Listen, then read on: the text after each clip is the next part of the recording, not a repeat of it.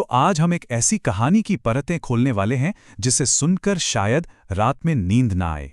ये कहानी है आहट की, एक ऐसी वायरल हॉरर स्टोरी जिसके हर मोड़ पर एक नया राज छुपा है। चलिए देखते हैं कि इस कहानी में ऐसा क्या है जो इसे इतना खौफनाक बनाता है।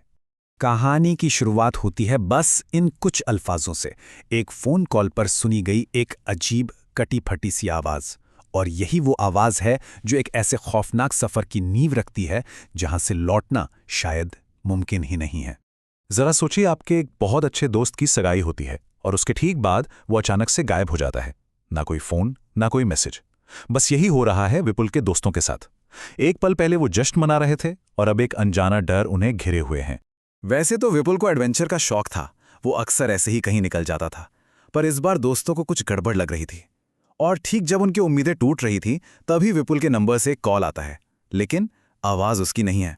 एक बहुत ही अजीब डिस्टॉर्टेड आवाज है जो उन्हें गुमनाम से गांव काला खंडर बुला रही है।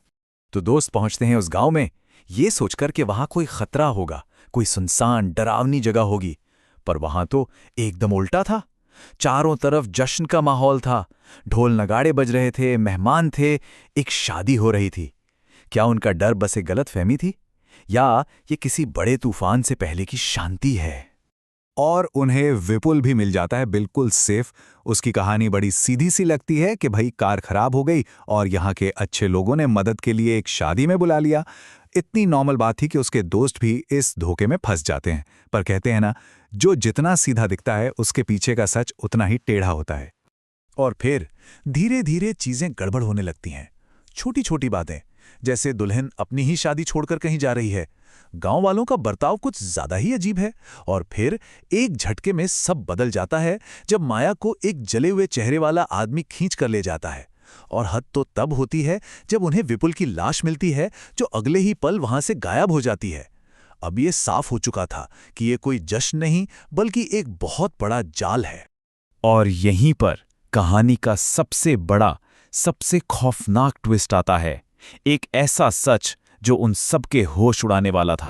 सोनाली ने बस यूं ही अपने कैमरे से एक तस्वीर खींची, और जैसे ही उसकी नजर कैमरे की स्क्रीन पर पड़ी, उसके मुंह से बस यही निकला, क्योंकि जो वो देख रही थी उस पर यकीन करना नामुमकिन था। वो हकीकत हो ही नहीं सकती थी। तो यहां है कहानी का असली राज। उनकी आंखों के सामने एक जगमगाता हुआ शादी का हॉल था। मेहमान थे, दोस्त थे, जश्न था।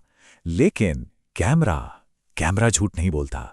कैमरे की तस्वीर में न कोई शादी थी, न कोई लोग, न ही उनके दोस्त। वहां था तो बस एक वीरान सदियों पुराना खंडहर। सब कुछ एक धोखा था। और फिर वो सच सामने आता है जो रोंगटे खड़े कर देता है। विपुल और कनिका, वो जिंदा थे ही नहीं, वो तो कब के मर चुके थे। ये पूरा गांव, ये लोग, ये शादी, सब आत्माओं का रचा हुआ एक जाल था। अब जब ये सच सामने आ गया कि वो सब भूतों के बीच फंसे हैं, तो एक सवाल खड़ा होता है कि आखिर ये सब हो क्यों रहा है? क्या है इस खौफनाक जगह की कहानी? इस पूरे खौफ और धोखे के पीछे है बस एक नाम, रज्जो। एक दुल्हन जिसकी आत्मा आज भी अपना अधूरा बदला पूरा करने के लिए इसी गांव में भटक रही है। रज्जो की कहानी सिर्फ एक भूत की कहानी नहीं है। ये एक टूटे हुए दिल की, एक बहुत बड़े अपमान की कहानी है।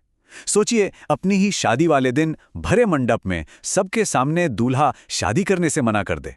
उस शर्म और दर्द ने रज्जो की जान ले ली और उसकी आत्मा को हमेशा के लिए बदले की आग में जलने के लिए छोड़ दिया। और अब रज्जो का बदला लेने का तरीका एक भयानक पैटर्न बन चुका है। वो किसी न किसी बहाने से अनजान लड़कों को इस गांव में फंसाती है, शादी का वही झूठा नाटक दोबारा रचती है, और फिर उन्हें अपना दूल्हा बनाकर उनकी जान ले लेती है, ताकि उनकी आत्मा भी यहीं कैद हो जाए। तो सच तो पता चल गया है, लेकिन अब माया और सोनाली के सामने एक ऐसी चुनौती है जो नामुमकिन सी लगती है। उन्हें यहां से जिंदा निकलना है और अपने दोस्त करण को रज्जो का अगला शिकार बनने से भी रोकना है। और कहानी अपने सबसे खतरनाक मोड़ पर आ पहुंचती है जब वो भूतिया दुल्हन अपना अगला दूल्हा चुनती है, और वो कोई और नहीं, करण है। और अब जो हो रहा है वो एक ऐसी लड़ाई है जिसे जीतने की कोई उम्मीद नहीं दिखती। करण वो तो जैसे रज्जो के जादू में पूरी तरह से खो चुका है और खुद शादी के मंडप की तरफ बढ़ रहा है। माया और सोनाली उसे बचाने के लिए अपनी जान दांव पर लगा देती हैं। लेकिन दो जिंदा इंसान भूतों की पूरी फौज का सामना आखिर कैसे कर सकते हैं? तो सवाल आखिर में यही रह जाता है, क्या काला खंडर गांव से कोई कभी बचकर निकल भी सकता है, या फिर ये एक ऐसी भूल भुलैया है जिसमें जो एक बार आ गया वो हमेशा के लिए यहीं का होकर रह जाता है? और कहानी का अंत हमें वापस वहीं ले आता है जहां से सब कुछ शुरू हुआ था, उन्हीं डरे हुए सहमे हुए अल्फाजों के साथ।